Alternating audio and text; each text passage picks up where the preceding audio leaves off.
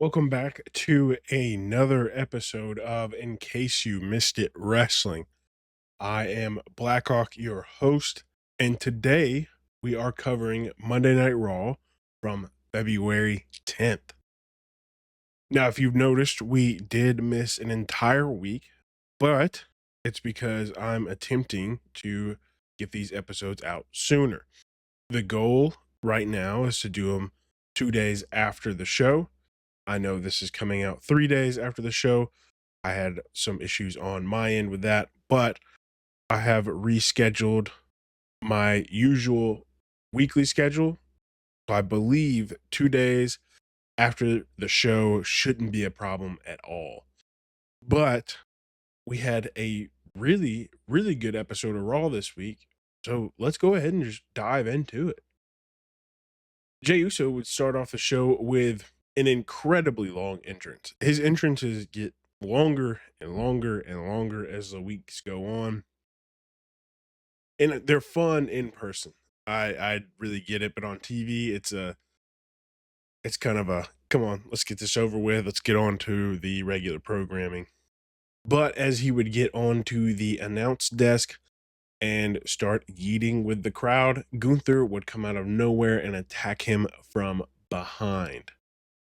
He would continue to assault him until security would pull him off of Jey, and Jey would officially challenge Gunther for WrestleMania. So we have our first WrestleMania match, which is Jey Uso versus Gunther for the World Heavyweight Championship.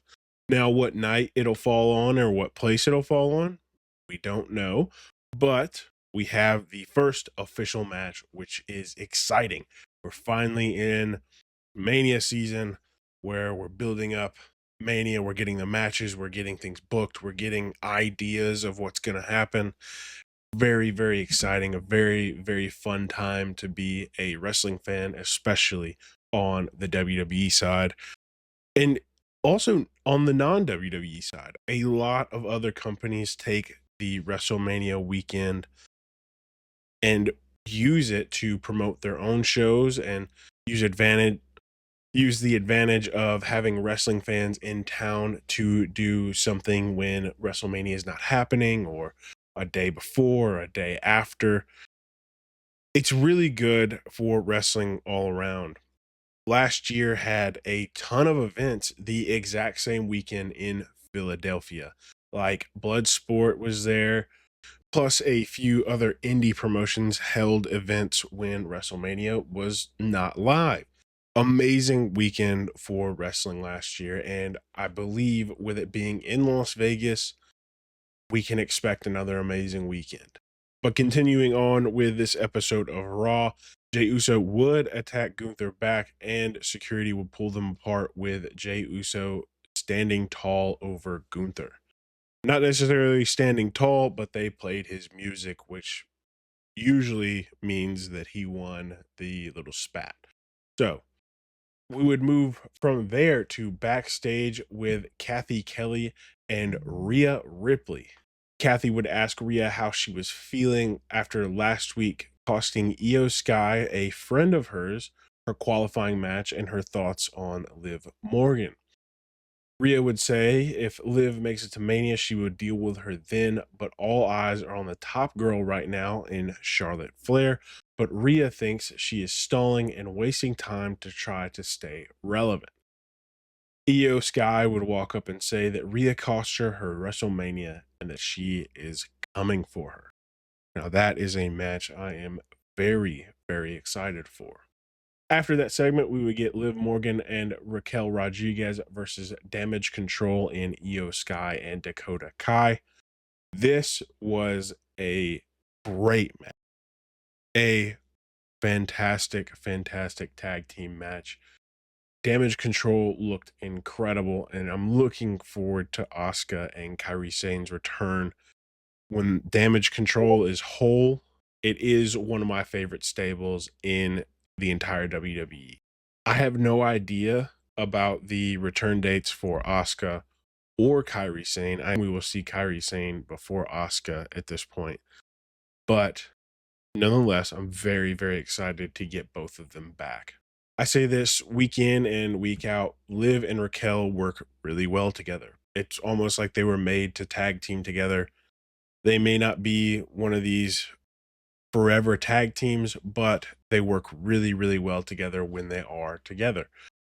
Io Sky is absolutely electric in this match, and Dakota Kai looks great, especially coming off of an injury. She looked really, really, really good. And I hope and pray she can stay healthy long enough to be included in the Women's Intercontinental Championship title scene. She made it all the way to the finals, but would end up being injured. So I hope to see her there soon. I think she deserves it. She has a ton of fan support. I don't see why they wouldn't run a couple matches with her. I know they're teasing Ivy Nile, and we'll get to that a little bit later. But I would love to see Dakota Kai in that conversation, at least. Liv Morgan would also be busted open at some point. I'm really not sure where. She was being slung around by Raquel at one point, and I think that's where it happens. She might have connected with Dakota Kai's knee brace and nicked the side of her eye. But it is cool to see the women bleeding, even though it was unintentional. It's something you don't see very often. The last time we actually saw a woman bleed was when Liv Morgan attacked Rhea Ripley at NXT and broke her nose before Survivor Series. And then before that, the last time I can remember was when Becky Lynch broke her nose, when she got the nickname The Man. That was forever ago. So I don't know. It's good. I think it's good. I think it's really good for the women's side of things. It can mix things up. I don't think they'll be blading anytime soon. I don't think they'll be pouring buckets of blood everywhere in any of their matches, but it is one of those things that the men have always done and the women haven't done that I think the women should be doing. Io Sky would end up picking up the win by pinning Liv Morgan. This match was really, really good. Great opener. Amazing opener. I give it an 86 out of 100, which is a 4.3 stars. Really, really, really good match. Great opener. The matches on Raw have been almost a standard for me at least. And the pacing on Raw has been really, really good. The whole show flows really well. They need to learn how to do this for SmackDown. SmackDown might have different requirements because of being on USA and being on live TV. I don't know. I don't work in that world, so I don't really know. I don't really quite get it. But I wish that SmackDown would have the exact same pacing as Raw because it works so well. It's so good. We would then get a video package with Kevin Owens and Sami Zayn, and I believe they're teasing this for WrestleMania, and I could not be more excited. Sami Zayn and Kevin Owens have had some killer matches in the past, and if you give them a no holds barred, you know, ladder match, tables match, TLC match, whatever, any match that does not have rules, right? Extreme rules, whatever. This will be the match of the night for WrestleMania. It just is what it is. These two guys are wrestling soulmates, and they will put on the best match of the night on whatever night they're on. Without a doubt. I have zero doubt in my head. This isn't like a Jimmy and Jay situation. They will put on the best match of the night. 100%. We would get a teaser for the new reality show LFG, Legends and Future Greats, where they're taking some of the college talent that they pick up through the years and pairing them with legends of the business, trying to see if any of them can get a NXT contract. Now, if you've kept up, you do know who won, but it should be a very fun show. There already is drama about it with sexy BJ Ray and Bubba Ray Dudley. So it should be pretty fun. I will be checking it out. I don't know what if I'll be doing any content about it or not, but I will be checking it out. It should be a lot of fun. We would move into Bailey versus Lyra Valkyria for a fantastic tit for tat technical wrestling match. Wow. That was one of the best women's matches WWE has put on the main roster in a long time. I say that I feel like every week, but this one is different because we don't see a lot of real women's technical wrestling on the main roster anymore. And this was extremely technical. It was so good to watch. Bailey looked great. We don't even see Bailey doing an extreme technical style like ever. This is really the first time I've seen that side of her moveset, and it was good. It was really good. It was good enough for me to think, why isn't she doing this more often? Lyra, she's a great technical wrestler. It is what it is. Lyra is a future multi-time champion. And if her career goes the way I think it will, we're looking at a future Hall of Famer. Bailey obviously is a future Hall of Famer. Way too early prediction. Lyra Valkyria will be in the Hall of Fame with her. I was disappointed when Dakota Kai lost the Intercontinental Championship. And we talked about this a little bit earlier, but I definitely understand the choice behind Lyra Valkyria winning the title as the first champion. She hasn't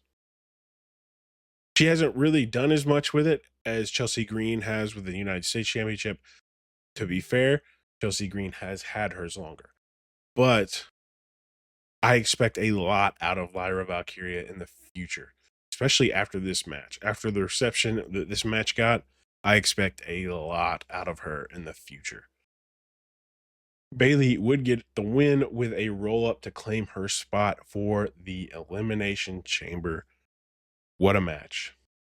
And now I'm starting to look more forward to the Women's Elimination Chamber. Not that I thought it was going to be bad. I was just really disappointed by the EO loss.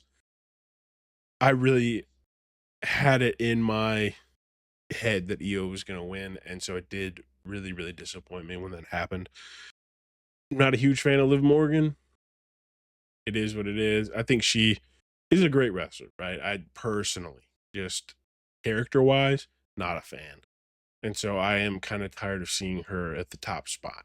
But that's just me personally. I know a lot of people love her and want her in that top spot, and I can't diss them for that.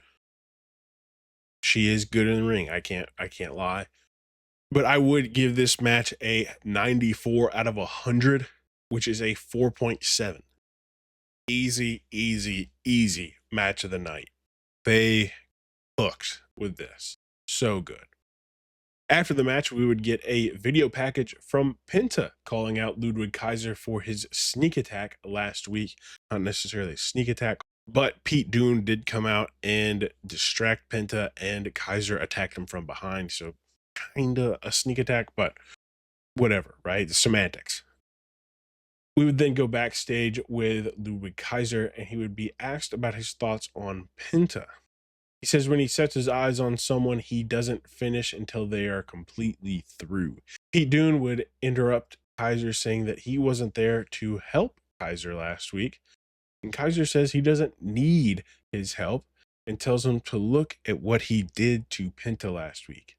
Dunne says he will do that and more next week. So we are getting Pete Dunne versus Penta 2 next week on Monday Night Raw.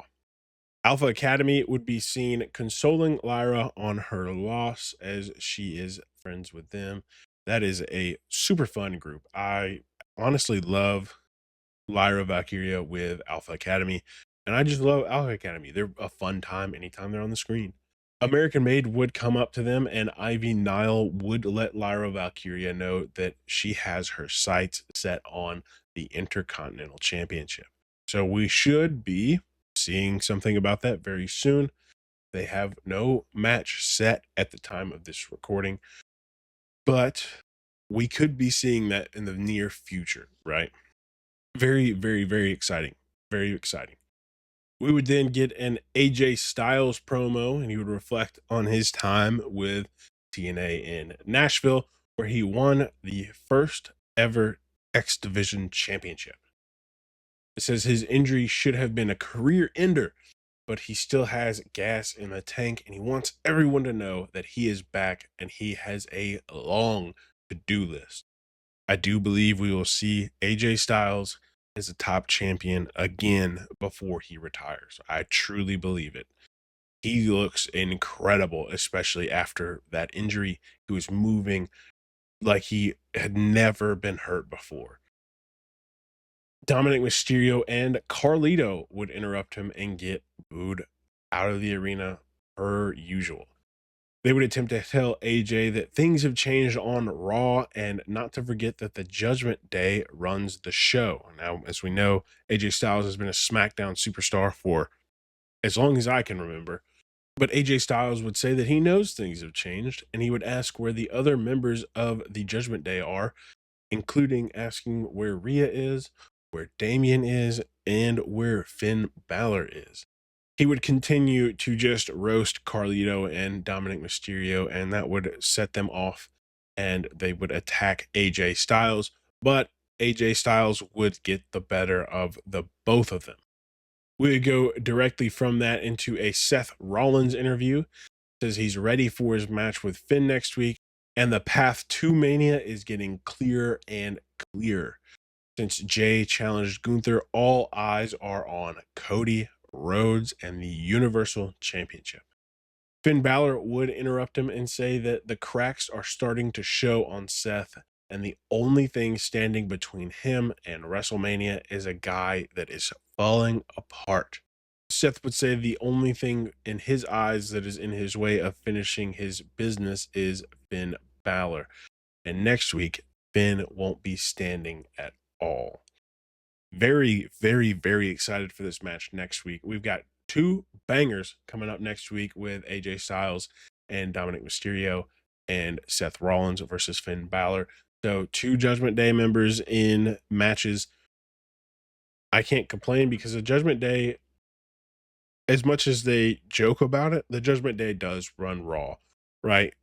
You're guaranteed to see at least one of them in a match every week. And you can't say that about every other faction in the WWE, right? We would go down to Adam Pearce and AJ Styles announcing that AJ Styles will face Dominic Mysterio next week. After that, we would also get a pretty lengthy stare down from AJ Styles and Braun Breaker. And I'm talking about intense stare down. Very, very, very cool moment. If he goes out for the Intercontinental Championship, I think they could make magic. I really do. We would move into the Creed brothers versus the War Raiders for the tag team titles. Awesome tag team match. Awesome. I love the War Raiders. They are my favorite tag team. I just love big dudes being big dudes, and watching Ivar move is incredible. And Eric, with all the power that he has, he looks like he should be the high flyer, but it's really Ivar, and Ivar looks like he should be the power guy, and it's really Eric. And I love that dynamic. It swaps up the usual look of everything and the usual feel of everything and makes the War Raiders feel different and feel exciting.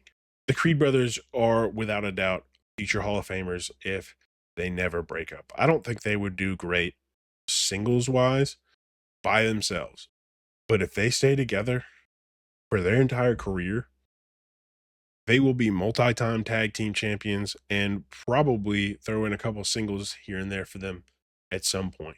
Julius looks really, really good, and Brutus is also really, really good. Julius, in my head, has the upper hand on Brutus because he's a little bit less goofy, right? He's a little more serious, but both incredible talents.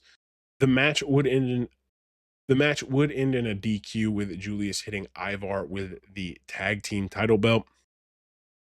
I am looking forward to their next match. I think we will be seeing that soon, but there is no rating for this match because of the DQ. There was no finish.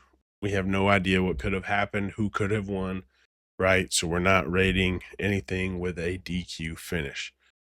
We'd move backstage with the Judgment Day, and they are all laying around beaten up.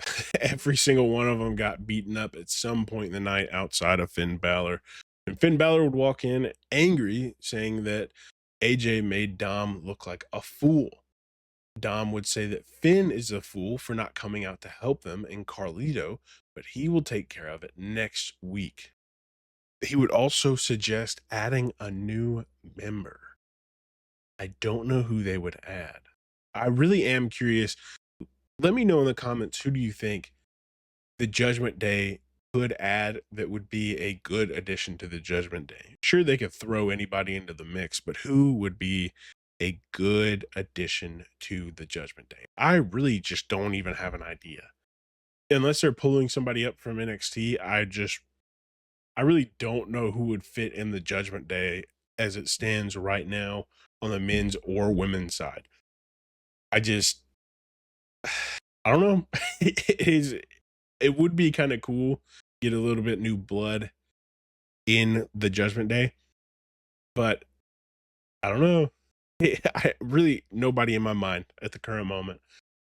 Finn would shut him down, saying that he is going to fix things around here and he will be world champion soon. We would then see Rhea Ripley announcing that she will face Io Sky for the Women's World Championship the Monday after the Elimination Chamber. So Io Sky is at least getting a shot. I would have liked to seen this on the Elimination Chamber PLE, because right now we don't have any other matches. The Elimination Chamber isn't going to take the entire time of the event, but we have nothing else planned for that night. So, you know, it's going to end up being like the Rumble, where they don't really announce anything until a week ahead. Maybe. I don't know. I wish they would kind of let the excitement build a little bit more and maybe have announced an in-between match for Elimination Chamber. But that's just me. That's, in my mind, it makes sense to at least tease something for the Elimination Chamber, but right now everything is being teased for Rumble. I really don't know what we're gonna get. CM Punk would come out and cut a promo and says he is disappointed in himself for not winning the Royal Rumble, but his goal is still Mania. He says he will win the Elimination Chamber and face Cody Rhodes. He would then take a shot at John Cena for not qualifying, instead just declaring that he is in the chamber. He would also take shots at Drew because obviously they hate each other. That's never going to change. He would say WrestleMania 41 belongs to one man named CM Punk. And do the little LA Knight thing almost, but not as aggressive. More of a, yeah. Not Punk's strongest promo. And I'm not enjoying this sort of John Cena-esque side of CM Punk. It doesn't feel like CM Punk. I kind of miss some of the edginess and the attitude. And he still got it, right? He's a little sassy, but he is not the Punk that I know and love in some of these recent promos. He would get interrupted by Logan Paul making his way down to the ring for his match with Rey Mysterio. But before Rey Mysterio would come out, he would grab a mic and say almost nothing. He would say nothing important. He would just kill about 5 minutes. He would pretty much just tell CM Punk to be looking out for him in the chamber. CM Punk says, he's got to worry about Rey Mysterio first. Right? That's the extent of the entire promo. Logan Paul, I don't like. I'm going to be honest. I don't understand why they keep giving him moments at all. Like, it doesn't make sense. Like, I understand he's got a Prime sponsorship. He's paying, the WWE money to put Prime on places. But I'm sure the WWE could find a different sponsor pretty easily, right? It's giant company can find another sponsor if they want. I just am so sad to see him get opportunities over other wrestlers that could have benefited from it. Like Logan Paul doesn't have to be here, but there are a lot of guys in the locker room that want to be here. Logan says he wants to be here, right? He wants to be full time. But there are guys that have put in the work and put in the time to be there and make their name known and have Logan Paul just walk in, throw money down, and basically get what he wants. I don't know. He dresses like a bad supervillain, and not in like a evil bad, but like a bottom tier supervillain that Spider-Man doesn't even really fight. He just kind of ties up. Like I don't know. But Rey Mysterio and CM Punk would have a pretty cool moment passing each other on the way in and out of the arena. That was kind of a sweet moment of two men who are definitely, I wouldn't say past their prime, but they are aging out of the business, looking at each other and saying that we've still got it. We're still going. Which is, it's a sweet moment. It's a sweet moment because one, we never thought we'd see CM Punk in the WWE again. And Rey Mysterio has been through a litany of injuries. And at his age, most people that wrestle like he does are hardly walking. And he is still up there wrestling like he's 20 years old. And it blows my mind every time I watch him. Because then I remember this man is a grandfather. This man has grandchildren. And he's up here just killing it. I don't actually know if he has grandchildren, but he is definitely grandpa age. And, Dom's got his wife. They could be having kids. I have no idea. I try not to pry into wrestlers' personal lives that isn't already put in front of me on TV. So I'm not going to put that out there if it's not true or not a secret or something like that, right? I try to keep it in ring and on TV. But we would go into Logan Paul versus Rey Mysterio. Like I said just a minute ago, Rey Mysterio wrestles like he's still 20. Kills it. Still not a fan of Logan Paul, but at least he's athletic. At least he can do moves. I really still don't like that he's getting these opportunities, but he's at least making the most of them. I'm trying to be positive. He's at least making the most of them, giving a pretty decent match. It started out very rough. Very, very rough. Missed spots on both sides, miscommunications, and it looked awful. It did not start good. It reminded me of the women's War Games match from Survivor Series. That had so many miscues. It looked so bad. I watched it again the other day and I was so just let down. Let down. But it does drive home the point that I have made before that I don't believe Logan is good enough to be a week to week wrestler. I think he's great when he has a month and a half to prepare for a single match. But when he's coming in and he's wrestling week to week, I don't think he's got it. I don't think he's got it yet. Athletic talent can only take you so far in the wrestling business, right? Goldberg, incredibly athletic. We cannot deny that that man is incredibly athletic. Without training, hurt so many wrestlers. Here we are again with Logan Paul. Minimal training, a lot of time prepping for matches, week to week basis. The first 5 minutes of this match were awful. They were so bad. The match ended up being fine, right? It was fine. but it was a mid-tier match for a main event. It I gave it a 72 out of 100, which is a 3.6 stars. That sucks as a main event, especially when you had the Bailey and Lyra Valkyria match on the same card. It sucks that this was the main event. This could have easily swapped places with Lyra and Bailey, and we would have ended the night on a crazy high note. But this was just kind of a meh.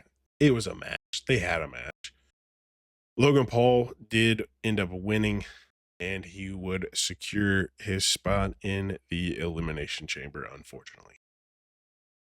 This really is what I'm talking about when I say I don't understand why they keep giving him these opportunities, that there are wrestlers in their locker room that truly deserve and have not gotten. But I digress. I don't believe that he wins the Elimination Chamber. I'm going to put that out now. I don't think he wins the Elimination Chamber, but I hate that he is in it. I hated that he was in it last year, even though he had some funny moments, some cool moments, whatever. I hated that he was there to begin with. But we need to move on. I'm trying to be positive about the whole situation. Rey Mysterio would end up getting attacked by the New Day, as Netflix would cut off the broadcast. We would see on social media, Dragon Lee would come out to help Rey Mysterio, but ultimately would end up failing. And the New Day would end up being victorious over Rey Mysterio and Dragon Lee, only to leave with Bailey's music starting for their house show match. So I don't know why we didn't get that. It was only about 30 seconds. I don't know why they cut the feed. Maybe it was to force us onto social media, but that's something you could keep in. They have no time constraint. Why are they cutting the feed while action is happening? I don't know. I don't get it. But this was a pretty good episode of Raw. Lyra Valkyria and Bailey is obviously the match of the night. What a match. What a match. What a fantastic match. We will be here for NXT tomorrow. So everything has just been pushed back a day from what I would like it to be. And next week, we are hoping to get out the Monday Night Raw episodes on Wednesdays, the NXT episodes on Thursdays, and the Friday Night Smackdown ones, I think I could just do on Saturdays as I'm not working. You know, I'm doing this while I have a full-time job. So on days where I'm not working, I can definitely get things done and edited and whatever we need to do. But on days where I am working, it's a little bit more of a struggle, right? But we have some exciting things coming for the channel, I believe, and maybe for this podcast, a few collaborations, a few new video ideas. A Patreon is coming. So we should be seeing that very, very, very soon, because I want to start doing match watch alongs and ratings and reviews, and you can't do that on YouTube. You can't do full matches. They will take it down. But there is a way around it by being crafty with the editing and cutting and whatever. So we will be making videos about that, but I will be posting full reviews also on the Patreon. So that will be exciting. It's something to look forward to. I don't know when that's going to launch yet. I'm still working on it, but something fun for the future. The future is looking bright. Every day we're inching closer and closer to this becoming my full-time job and me not having to work every day at a place that I don't really enjoy. So I'm very excited for the future, and I can't wait to see what happens with the WWE, with this channel, with everything. I think 2025 is going to be a big year all around for a lot of different things.